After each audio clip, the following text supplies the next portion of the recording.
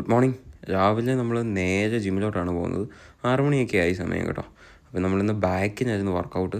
ബാക്കിനും ബൈസെപ്സിനും അത്യാവശ്യം നല്ല രീതിയിൽ തന്നെ വർക്കൗട്ട്സും കാര്യങ്ങളൊക്കെ കൊടുത്തു കേട്ടോ. എന്നിട്ട് ഇറങ്ങി കഴിഞ്ഞപ്പോഴത്തേക്കും സുനീറേട്ടൻ പറഞ്ഞു ഇന്ന് പുള്ളി ലോട്ടറി എടുക്കുന്നില്ല എന്ന്. ഞങ്ങൾ പോകാൻ ടൈമായപ്പോൾ പുള്ളി പോയി ആരും കാണാതെ നൈസായിട്ട് ലോട്ടറി എടുത്തു കേട്ടോ. എന്നിട്ട് ഞങ്ങൾ പങ്കീസിൽ കയറി ചായയൊക്കെ കുടിച്ചിട്ട് നേരെ വീട്ടിൽ വന്നു കഴിഞ്ഞപ്പോഴത്തേക്കും സാൻഡിക്ക് നല്ല ഷ്രെഡിങ് ഉണ്ട്. പിന്നെ ഞാനൊരു ചീപ്പൊക്കെ എടുത്ത് അവൾക്ക് നല്ല രീതിയിൽ കോമ്പൊക്കെ ചെയ്ത് കൊടുത്തു. അടുക്കളയിൽ കയറി ദോശ ചുടലും പിന്നെ ചമ്മന്തി അരയ്ക്കലും ഒക്കെ ആയിരുന്നു എൻ്റെ പരിപാടി ഇന്നത്തെ. അപ്പോൾ ചമ്മന്തിയൊക്കെ ഞാൻ ഉണ്ടാക്കി എങ്ങനെയുണ്ട്, അടിപൊളിയല്ലേ കാണാൻ. പിന്നെ നമ്മുടെ ബ്രേക്ക്ഫാസ്റ്റിൻ്റെ ഒരു ചെറിയ വീഡിയോയും കാര്യങ്ങളൊക്കെ എടുത്തു. എന്നിട്ട് അത്തീൻ ഒരു 1/2 ടേബിൾ സ്പൂൺ കഴിച്ചു കേട്ടോ. എന്നിട്ട് ഞാൻ കുളിക്കാനായിട്ട് പോയി. നമുക്കിന്ന് നേരെ കായംകുളത്ത് പോകണം. അമ്മയുടെ വീടിൻ്റെ അവിടെ ഇന്ന് ഉത്സവമാണ് വടക്കൻ കോയിക്കൽ അമ്പലത്തിൽ.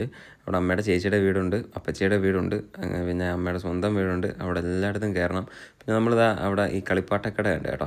കുറേ വെറൈറ്റി കളിപ്പാട്ടങ്ങളൊക്കെ നമ്മളിപ്പോൾ കാണുമ്പോൾ ഒരുപാട് നാളിന് ശേഷം ഇങ്ങനെ കയറിയോണ്ടായിരിക്കും അതൊക്കെ കണ്ടത്. എന്നിട്ട് നമ്മൾ നേരെ സുജയമ്മയുടെ അവിടെ വന്നു. ഉഷയമ്മയൊക്കെ ഉണ്ടായിരുന്നു. എല്ലാവരെയും കണ്ടതിന് ശേഷം പിന്നെ വാവാ ചേഞ്ചിയുടെ അവിടോട്ടാണ് പോയത്. അവിടെ ചെന്നപ്പോഴത്തേക്കും ബെന്നിച്ചേട്ടനൊക്കെ വന്നു. പിന്നെ അവിടെ നിന്നായിരുന്നു ഞങ്ങൾ കഴിക്കുകയൊക്കെ ചെയ്തത്. കഴിക്കുന്നതിൻ്റെ വീഡിയോ എടുക്കാൻ പറ്റില്ല.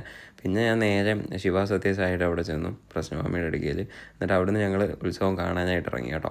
പിന്നെ ഒരു കുലുക്കി സർബത്തൊക്കെ വാങ്ങി മാളുവിന് കൊടുത്തു. എന്നിട്ട് നമ്മൾ അവിടെ നിന്ന് ഉത്സവവും കാര്യങ്ങളൊക്കെ കണ്ടു കേട്ടോ.